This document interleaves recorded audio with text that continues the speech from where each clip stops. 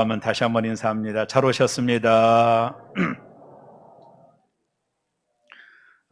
메어리 스티븐슨이라는 분이 모래 위에 두 발자국이라고 하는 글을 남겼습니다. 이런 사진을 보면서 제 이야기를 한번 생각해 보세요. 어느 날 어떤 사람이 꿈을 꾸었습니다. 주님과 함께 해변을 걷고 있는 꿈이었습니다. 하늘 저편에 자신의 인생의 장면들이 번쩍이며 비쳤습니다. 한 장면씩 지나갈 때마다 그는 모래 위에 난 두 쌍의 발자국을 보았습니다. 하나는 그의 것이고 다른 하나는 주님의 것이었습니다. 인생의 마지막 장면을 비쳤을 때 그는 모래 위에 발자국을 뒤돌아 보았습니다. 그는 자기가 걸어온 길에 발자국이 한 쌍밖에 없는 때가 많다는 사실을 알아차렸습니다. 그때가 그의 인생에서의 가장 어렵고 슬픈 시기들이었다라는 것을 알게 되었습니다. 그것이 몹시 마음에 걸려 그는 주님께 물었습니다. 주님께서는 제가 당신을 따르기로 결심하고 나면 항상 저와 함께 동행하시겠다라고 하셨습니다. 그런데 지금 보니 제 삶의 가장 어려운 시기에는 한 쌍의 발자국밖에 없습니다. 제가 주님을 가장 필요로 했던 시기에 주님은 왜 저를 버리셨는지 모르겠습니다. 그때 주님께서 대답을 하십니다. 나의 소중하고 소중한 아들아, 나는 너를 사랑하기 때문에 너를 버리지 않는다. 내 시련과 고난의 시절에 한 쌍의 발자국만 보이는 것은 내가 너를 얻고 갔기 때문이다.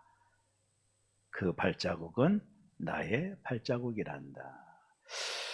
저는 이 메어리 스티븐슨의 글을 읽으며 제가 지금까지 살아온 시간들 속에서 목회 여정 속에 수많은 어려움과 고난이 있었는데 그때마다 주님이 나를 얻고 오셨구나. 지금도 여전히 그런 것 같아요. 주님이 나를 얻고 오셨구나. 그래서 발자국이 한 쌍밖에 없는 거구나. 이런 생각을 하니 큰 은혜가 되었습니다. 동일합니다. 오늘 이 자리에 나온 여러분 모두를 여러분이 정말로 어려울 때 하나님이 얻고 가시는 겁니다. 이게 말씀의 중요한 팩트입니다. 우리는 대림절 셋째 주일을 맞이하고 있습니다. 오늘 모든 인류의 죄를 담당하기 위해 예수님이 오신 성탄을 기다리고 있습니다. 주님의 이름은 두 개입니다. 성경에 나와 있는 첫째가 예수, 구약으로 히브리어식으로 말하면 예수와 이러는데요. 예수라는 이름은 구원자라는 뜻입니다. 자기 백성을 구원할 자, 그게 예수라는 뜻이에요. 그 다음에 두 번째, 예수님의 또 다른 이름은 임마누엘입니다. 하나님이 우리와 함께 하신다. 그것도 임마누엘, 하나님이 우리와 함께 하신다. 예수님이라는 이름의 뜻인 것이죠. 구원자 되시고 임마누엘 되시는 예수께서 2000년 전에 이 땅에 오신 것입니다. 이것이 성탄입니다. 예수님이 어떻게 오셨을까요? 구원자로 우리와 함께하기 위한 임마누엘로 오셨는데 예수님이 어떻게 오셨나요? 첫째는요, 인간의 모양으로 오셨습니다. 인간의 모양으로. 하나님은 영이시기에 우리처럼 형체가 없으시죠. 그래서 영이시기에 온 우주에 충만하신 건데요. 그런 하나님께서 이 땅에 인간의 모양으로, 사람의 모양으로 이 땅에 오신 거예요. 이게 성탄입니다.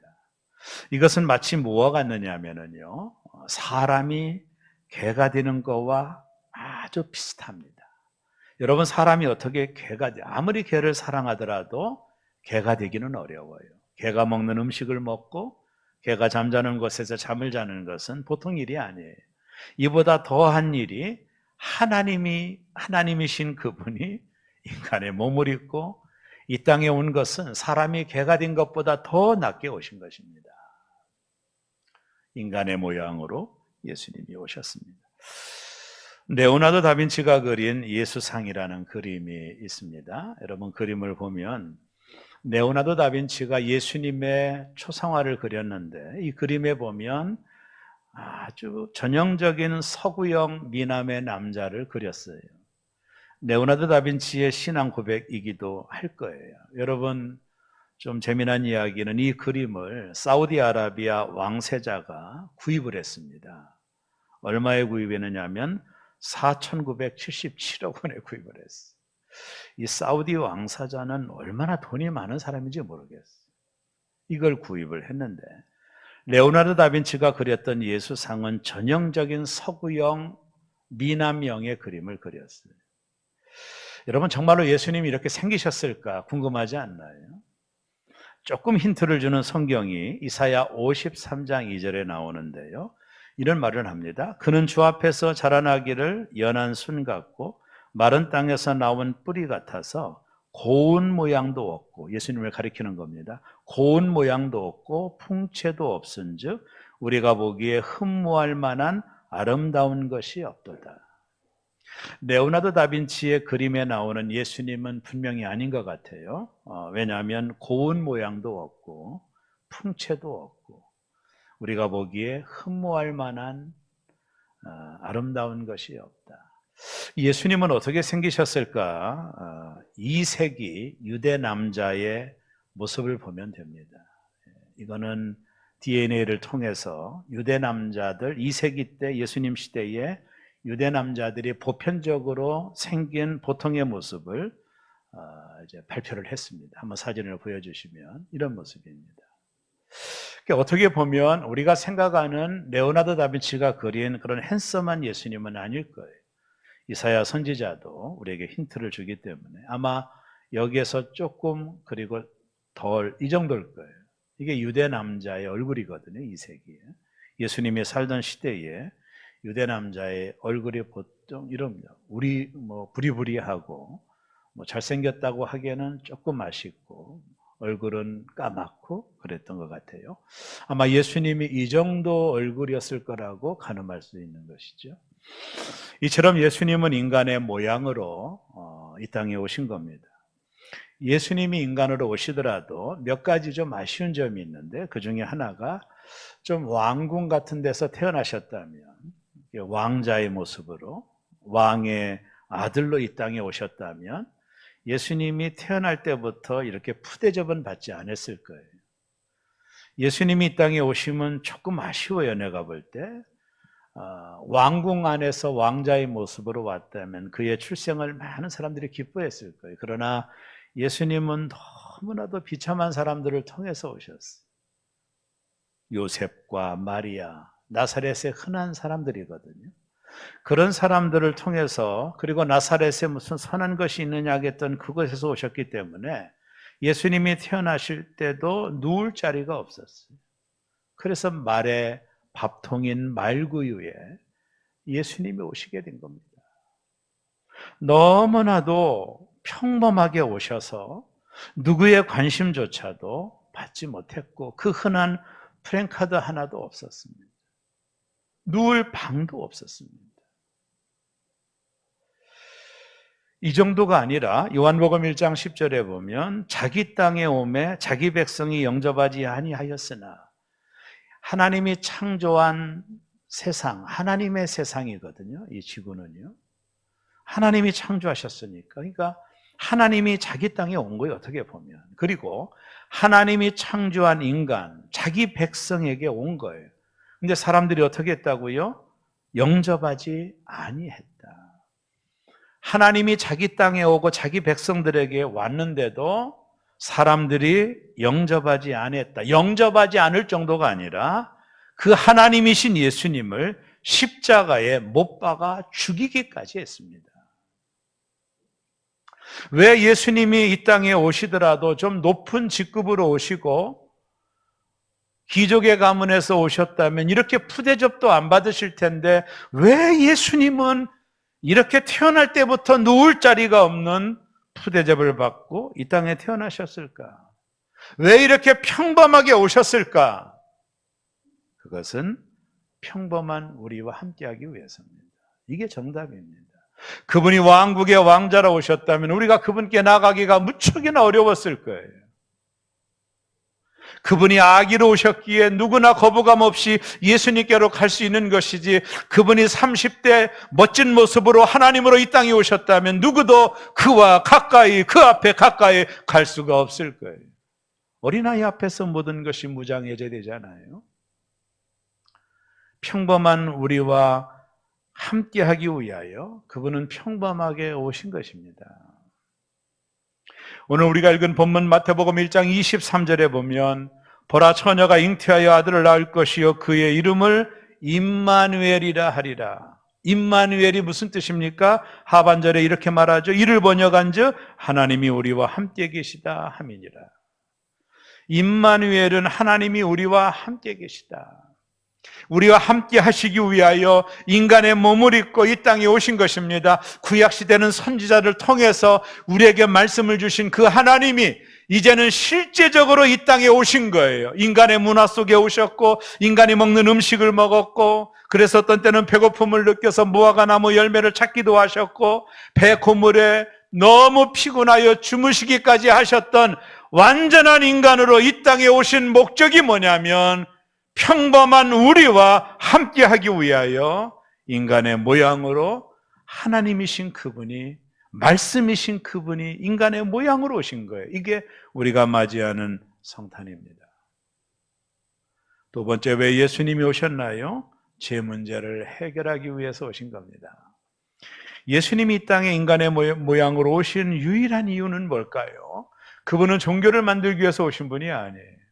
그는 사회 사업을 하기 위해서 오신 분이 아닙니다. 그분은 구제를 하기 위해서 이 땅에 오신 분도 아닙니다. 그것은 본질이 아닙니다. 예수님이 이 땅에 오신 유일한 이유는 우리의 모든 죄를 담당하기 위하여 예수님이 오신 거예요. 그분은 예루살렘으로 가시지 않았으면 십자가 질 이유도 없습니다. 그러나 예수님은 의도적으로 예루살렘으로 가셨고 의도적으로 십자가를 지신 것입니다. 왜요? 예수님은 그 일을 위하여 이 땅에 오신 것입니다. 마태복음 1장 21절을 보면 아들을 낳으리니 이름을 예수라 하라. 이는 그가 자기 백성을 그들의 죄에서 구원할 자 이심이라 하니라. 주님이 이 땅에 오신 유일한 이유, 그것은 죄로 인하여 죽을 수밖에 없는 인생들을 구원하기 위하여 예수 그리스도가 인간의 몸을 입고 이 땅에 오신 것입니다. 그래서 예수라는 이름은 구원자라는 뜻입니다. 아담 이후의 모든 사람들은 죄 가운데 태어나는 거예요. 우리가 부인해도 어쩔 수가 없는 사실입니다. 죄는 인간에게 무엇을 가져다 줬나요? 로마서 6장 23절에 보면 죄의 싹은 사망이요. 모든 인간이 죄 가운데 태어났고 죄 가운데 살다가 영원한 지옥의 형벌을 받게 되는 것이 인생의 모습이에요. 여기서 말하는 사망은 두 가지 죽음을 말합니다. 신체적인 육적인 죽음과 하나님과의 단절된 영적인 죽음을 가리키는, 사람은 모두 다 죄로 인해 육체적 죽음을 피할 수 없고 죄로 인해 하나님과의 관계가 완전히 끊어진 영적 죽음을 맞이하고 있었던 것입니다. 이런 우리를 구원하기 위하여 하나밖에 없는 독생자 예수 그리스도께서 아담의 원죄를 피하기 위하여 처녀의 몸으로 남자의 후손이 아니라 여자의 후손으로 이 땅에 오신 거예요. 마태복음 1장 23절에 보면 보라 처녀가 잉태하여 아들을 낳을 것이요. 처녀의 몸으로, 죄가 없는 하나님의 몸으로 이 땅에 오신 것입니다. 여자의 후손만이 죄가 없기 때문에, 그래서 예수만이 유일한 구원자입니다. 사도행전 4장 12절에 이렇게 말씀합니다. 다른 이로서는 구원을 받을 수 없나니 천하 사람 중에 구원을 받을 만한 다른 이름을 우리에게 주신 일이 없음이라 하였더라. 다른 이름은 안 된다라는, 하나님이 주신 적도 없더라. 석가모니로도 안 된다라는, 공자로도 안 된다라는, 이만희로도 안 된다라는, 문선명으로도 안 된다라는, 오직 예수 외에 구원받을 만한 이름을 하나님이 주신 적이 없다라는 것입니다. 예수님 스스로도 요한복음 14장 6절에 보면 예수께서 이르시되 내가 곧 길이요 진리요 생명이니 나로 말미암지 않고는 아버지께로 올 자가 없느니라. 우리가 기독교 복음을 가리켜 오직 예수만이 유일한 구원자라고 말할 때마다 많은 사람들이 어떻게 예수만이 구원자냐, 다른 종교에는 구원이 없느냐, 이런 질문을 던지게 됩니다. 인간을 구원하려면 두 가지가 전제가 돼야 돼요. 잘 들어보세요. 첫째가 초월성이라는 거예요. 둘째가 내재성입니다. 이 둘이 인간을 구원한 어떤 신의 조건입니다. 여기 초월성이라는 것은 뭐냐면 인간보다, 우주보다 커야 돼요.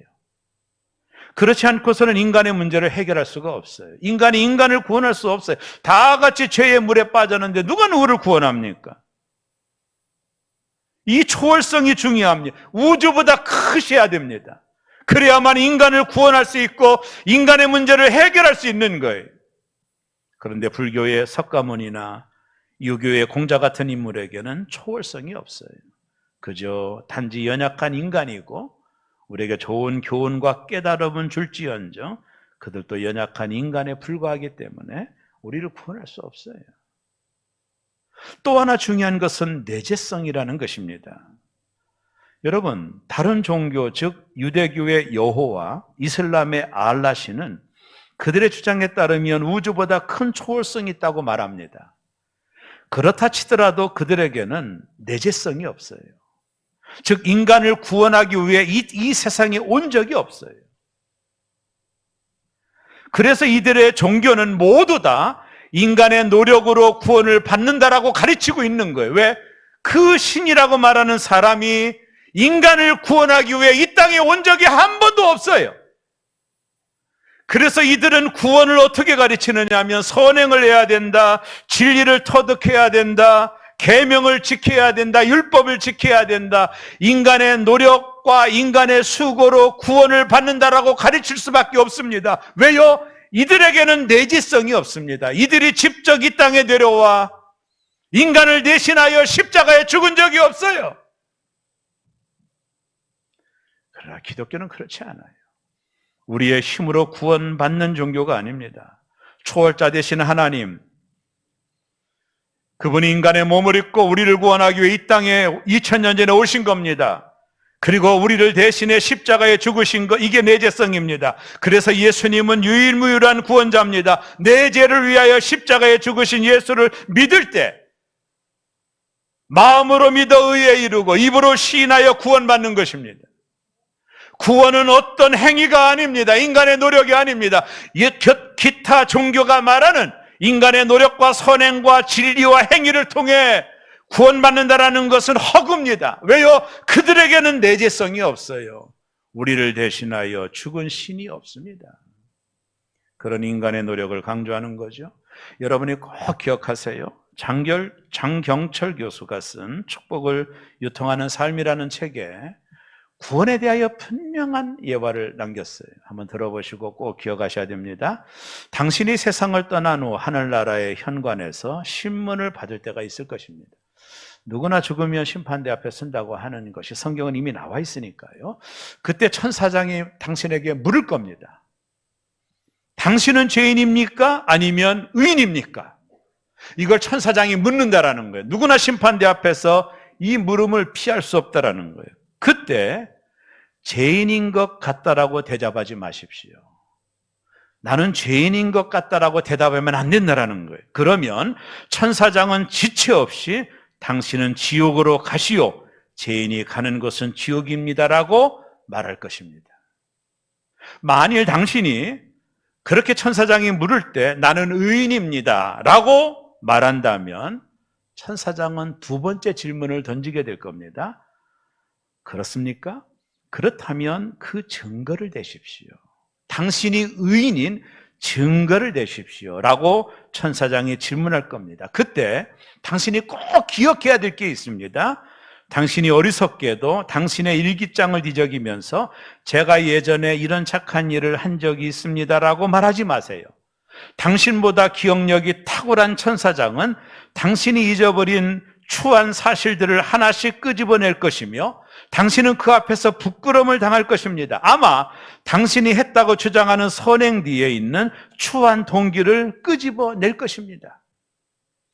천사장이 당신에게 당신이 의인이라는 증거를 대라고 물어보면 당신은 반드시 이렇게 말해야 됩니다.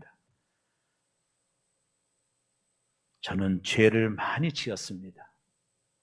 그러나 나의 주님께서 골고다에서 십자가에 달리셔서 내 죄를 대속해 주셨습니다. 주님이 흘린 피로 인하여 저는 의인이 되었습니다. 그 놀라운 은혜로 인하여 하나님을 찬양합니다. 이렇게 고백할 때 천사장은 당신을 영접하여 하늘나라로 인도하실 것입니다. 우리가 의인된 건 우리의 행위가 아닙니다.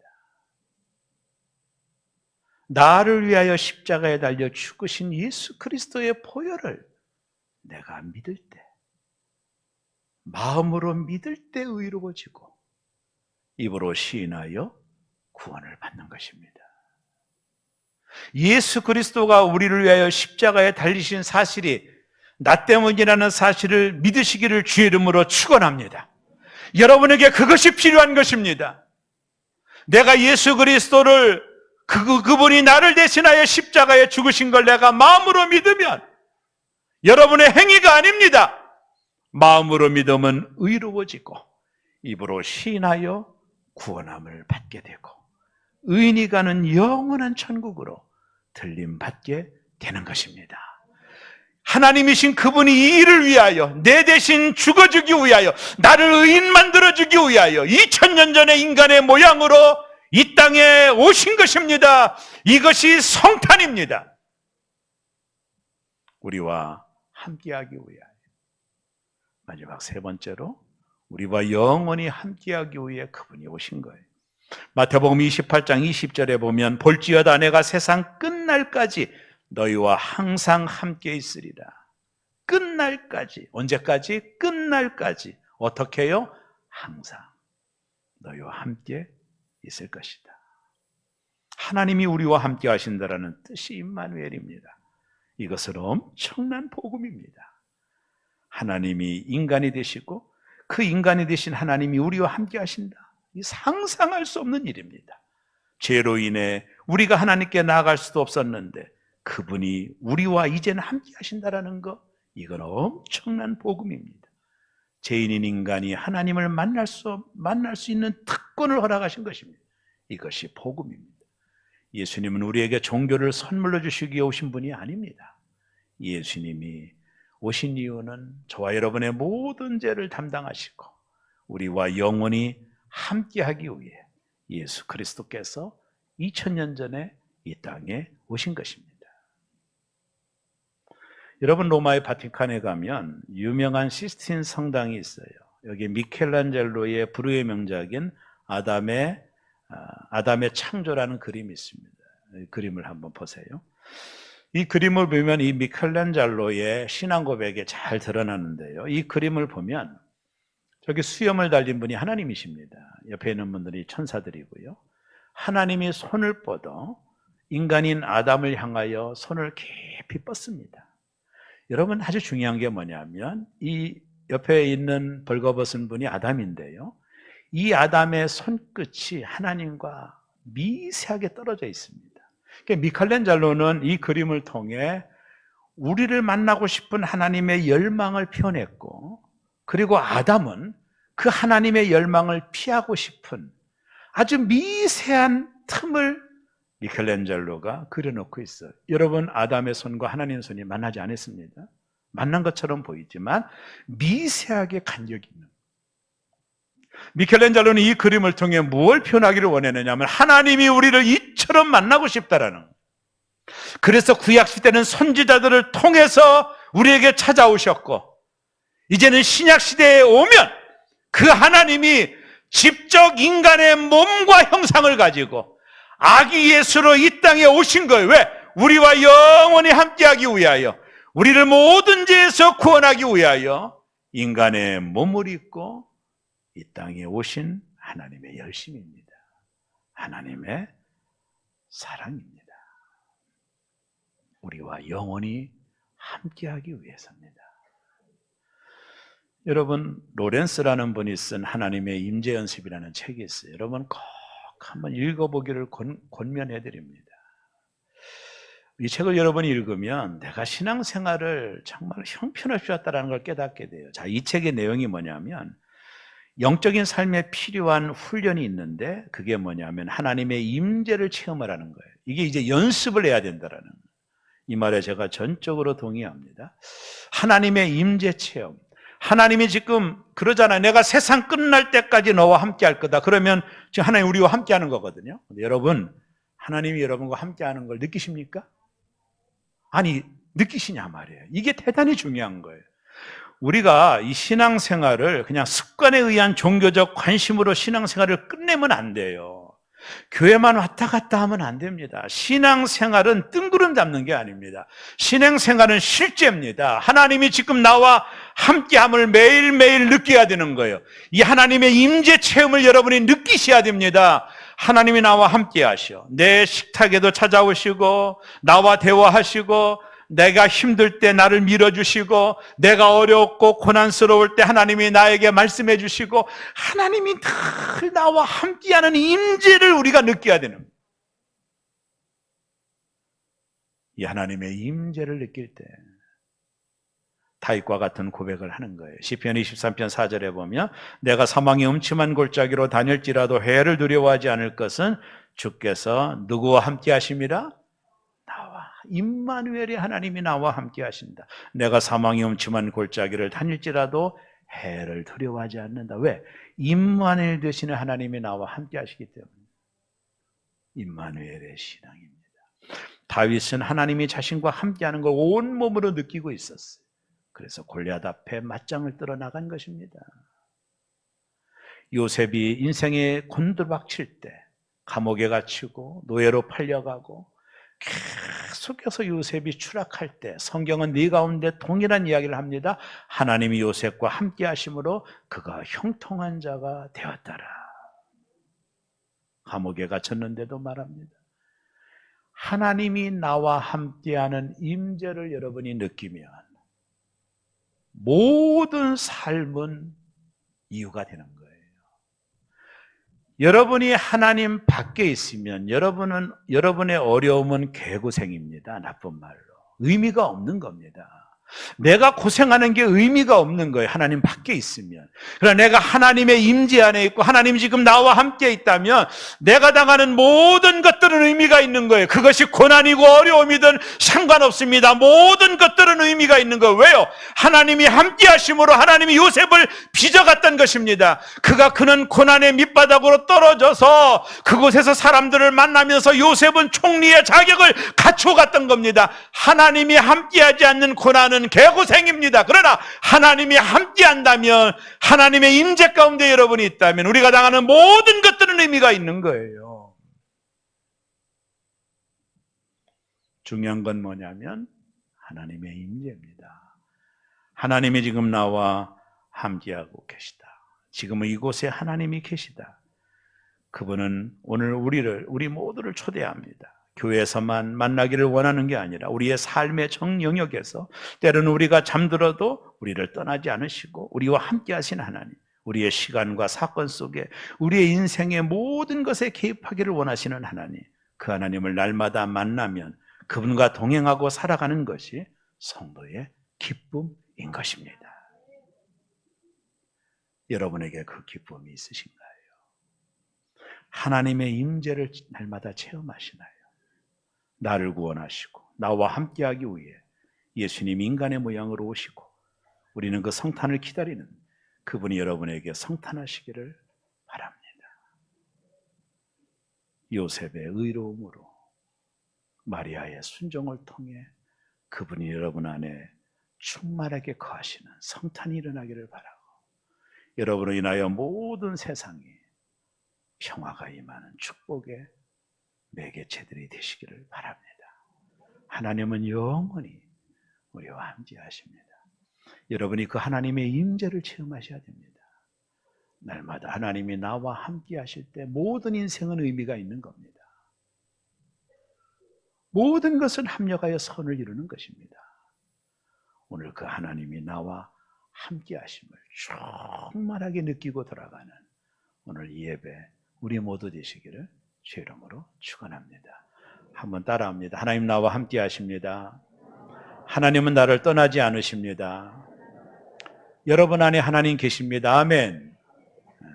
말을 그러면 좀 말을 욕하면 안 되겠죠. 하나님 거에게 승질 부리지 마셨으면 좋겠어요.